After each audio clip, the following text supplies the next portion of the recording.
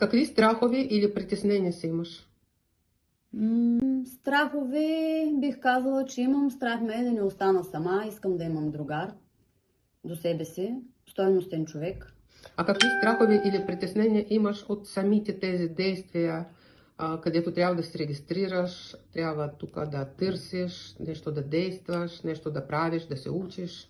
Страхове не бих казала, че... Всъщност да, имам на какъв човек ще попадна, но мисля, че с твоя помощ, с това обучение, което ще проведа пред теб, всичко ще бъде наред.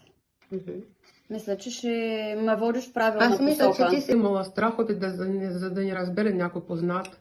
Да, Примерно. това също, да, защото Да. не е прието, нали, в България ти първа се отварят хората за такива сайтове за запознанства и така. Не те първо, отдавна отворено, но просто по-възрастно поколение някак се гледа неправилно на тази възможност, а тази възможност, която трябва да използваме.